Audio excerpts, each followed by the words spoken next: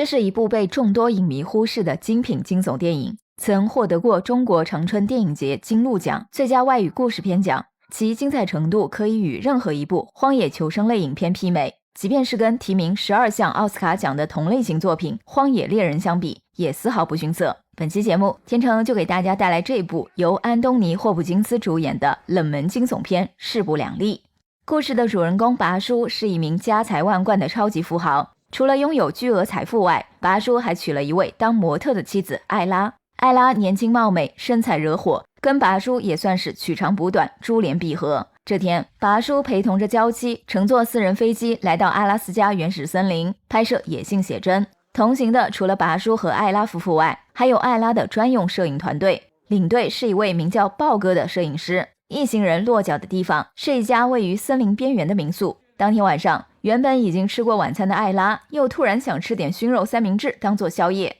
体贴的拔叔便独自来到民宿1楼的厨房给妻子制作美食。拔叔虽然是一位超级富豪，但他的身上丝毫没有很多有钱人骄纵傲慢的臭毛病。相反，拔叔不仅博学睿智，待人接物更是礼貌谦逊。他平时的2大爱好就是看书和精心照料妻子的饮食起居。就在拔叔忙着切割熏肉的时候，民宿1楼通向森林方向的后门突然被夜风吹开。拔叔猛然想起民宿老板白天的叮嘱，据说在屋内制作肉类食物时，千万要锁好门窗，否则可能会招来危险的棕熊。想到这里，拔叔赶忙上前先锁好门窗，然后再继续制作美食。谁知就在他刚做好熏肉三明治准备离开厨房时，一只巨大的棕熊忽地出现在他面前。拔叔顿时被吓得瘫坐在地，好在只是虚惊一场。这只棕熊只是由摄影师豹哥披着熊皮假扮，原来今天刚好是拔叔的生日，所以妻子艾拉和豹哥等人特意搞了一场恶作剧整蛊拔叔。随后众人纷纷送上了生日礼物，艾拉送给拔叔一只精美的怀表，上面还刻有她献给丈夫的甜言蜜语。豹哥的礼物是一把锋利的折叠小刀，拔叔对2人表达了真挚的谢意。不过喜欢多管闲事的民宿老板却总觉得这一幕看上去很别扭。事后他提醒拔叔要提防豹哥，因为在阅人无数的民宿老板看来，豹哥和艾拉之间的关系似乎有些暧昧。拔叔对此将信将疑，但他还是开始悄悄关注妻子艾拉和豹哥的一举一动。结果发现他们在拍照时的互动确实显得过于亲昵，不过除此之外，2人好像也没有其他明显的越轨行为。拔叔只得留了个心眼，继续暗中观察。这天在结束拍摄之后，豹哥专门找到拔叔，想借用一下他的私人飞机前往原始森林深处，给一位原本生活在那里的印第安猎人拍摄一组照片。本来就对豹哥心存芥蒂的拔叔本想直接拒绝对方的请求，但艾拉一直在旁边给豹哥说好话，还怂恿拔叔也去森林深处探险。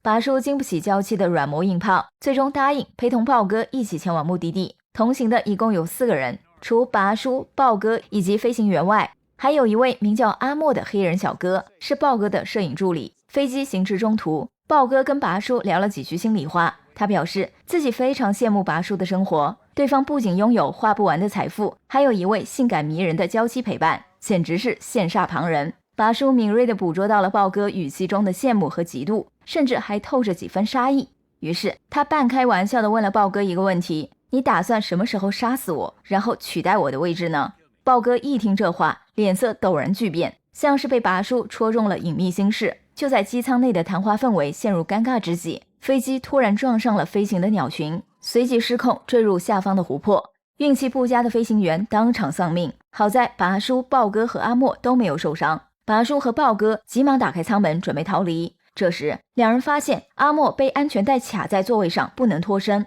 眼看马上就要淹死。危急关头，豹哥倒以仗义，只见他直接丢下同伴，自顾自地游向水面。拔叔则不愿眼睁睁地看着阿莫就死，他掏出随身携带的那把豹哥赠送的折叠小刀，割断安全带救出了阿莫，接着又带上飞机里的一只应急求生包游向了岸边。等到3人上岸后，才发现求生包里只剩下几根火柴和一根燃烧信号棒，里面的其余物品都已在事故中遗失。3人此时浑身被湖水浸透，感到一阵彻骨的寒冷。为了不被冻死，他们捡了一些枯树枝准备生火取暖，可火柴燃起的微弱火苗根本无法引燃柴堆。行事冲动的豹哥不顾拔叔的劝阻，执意用唯一的燃烧信号棒点燃了篝火。虽然暂时解决了不被冻死的问题，却也失去了唯一求援的机会。熬过一夜之后，性格沉着冷静的拔叔向豹哥和阿莫分析了目前的情况。此时身在民宿的艾拉等人如果发现他们4人一夜未归，肯定会意识到他们遭遇了危险，从而呼叫直升机前来搜救。现在的问题是，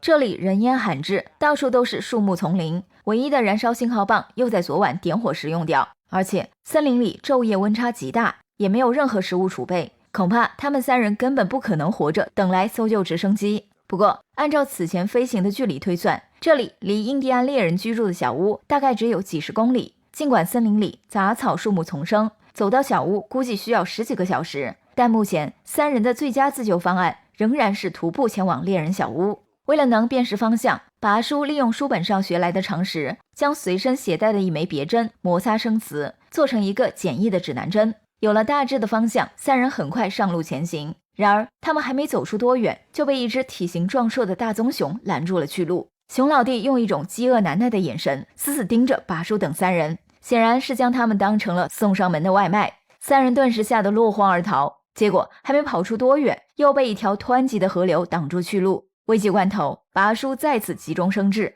让豹哥和阿莫用一棵倾倒的大树搭建了一座木桥。谁知豹哥和阿莫刚走过木桥，熊老弟就追了上来。这家伙像是饿极了，挥动着有力的熊掌疯狂拍打着木桥。正走在桥上的拔叔经不住熊老弟的折腾，立马从桥上滑落，掉进了河里。好在豹哥和阿莫及时施救，拔叔才侥幸逃生。经此一事，他终于打消了对豹哥的怀疑。如果对方对自己动了杀机，又怎么会在关键时刻施以援手呢？熊口脱险之后，3人继续上路赶往猎人小屋，结果兜兜转转又回到了昨晚生火的湖边。拔叔猜测可能是自己腰带上的金属扣触碰到了别针，导致别针消磁，因而没能准确指对方向。就在拔叔准备重新给别针摩擦生磁时，已经失去耐心的豹哥气急败坏的一把夺过别针扔进了湖里。旁边的阿莫此时也变得十分焦躁，两人都觉得拔叔辨别方向的方法完全不靠谱，并自暴自弃地嚷嚷着3人都会死在这片森林里。拔叔只得耐着性子安抚两人的情绪，随后他先将身上的小刀交给阿莫，让其削一根树枝当做鱼叉，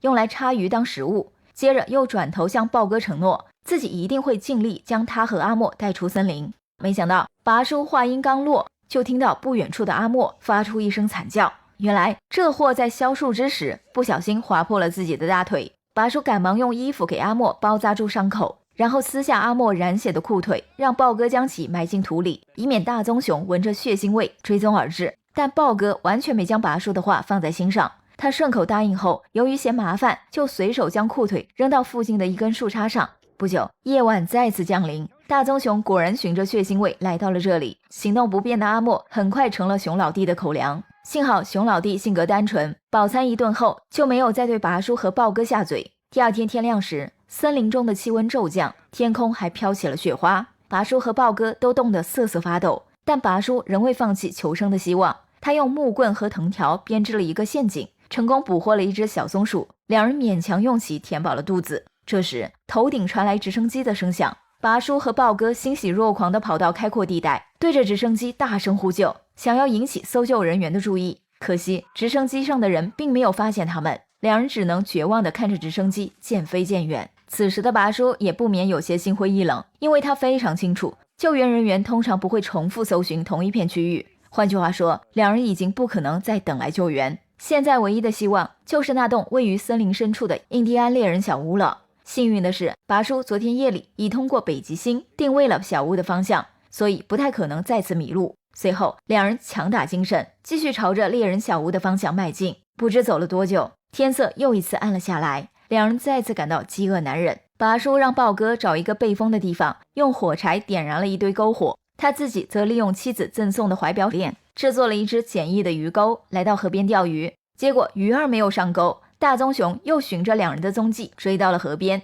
看来这货身体棒棒，吃嘛嘛香，肠胃消化的还挺快。拔叔见到熊老弟后，拔腿跑回豹哥身边，并用燃起的篝火暂时驱赶走了大棕熊。但老是被这家伙当成外卖寄鱼，显然不是长久之计。拔叔左思右想之后，决定寻找办法干掉大棕熊。他曾在一本书中看到过一个11岁小男孩猎杀棕熊的事迹。男孩杀熊的秘诀就是先激怒棕熊，等到对方扑向自己的瞬间，再用一根竖起的长矛对准棕熊的要害，在惯性力作用下，长矛直接刺穿了棕熊笨重的身体。男孩借此完成了对力量远超自己的棕熊的反杀。拔叔准备如法炮制，在他的鼓励下，豹哥也抖了抖精神，下定决心和棕熊决一死战。两人先用坚硬的树枝制作了几根尖锐的长矛，接着割开自己的手指，用血腥味将大棕熊引了过来。随后两人开始用长矛不停地捅刺熊老弟的身体。尽管他们的这种招数根本伤不了皮糙肉厚的熊老弟，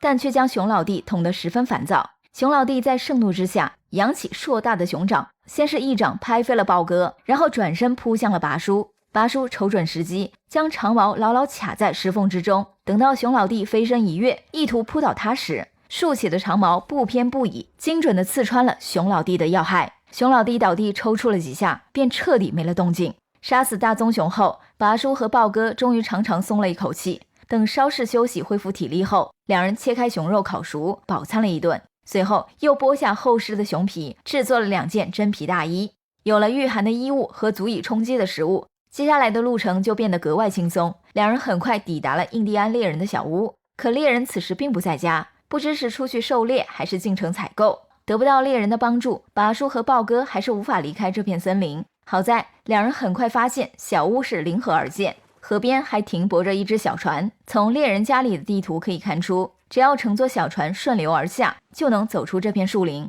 就在拔叔觉得他们终于可以脱险时，豹哥不知何时从小屋内翻出了一把猎枪，并将枪口对准了拔叔。原来拔叔此前的怀疑完全没错，自己的妻子艾拉和豹哥果然有一腿，豹哥也确实在寻找机会做掉拔叔，然后再迎娶继承拔叔遗产的艾拉，完成一夜暴富的梦想。此前拔叔掉进河里，豹哥之所以主动施救，只是因为他觉得如果拔叔当时就死了，仅凭他和阿莫根本走不出这片危机重重的原始森林。现在眼见就要脱险，豹哥这才露出本来面目。为了不在小屋里留下血迹，引起归来的猎人怀疑，他特意用枪将拔叔逼到屋外。然而就在豹哥准备扣动扳机时，他的脚下突然踩空，整个人旋即掉进了一口猎人用来捕熊的陷阱。陷阱里的尖刺扎穿了豹哥的大腿，剧烈的疼痛很快让豹哥晕了过去。原来豹哥在小屋里翻找猎枪的同时，行事谨慎的拔叔已在小屋的周围转了一圈，并发现了这口陷阱。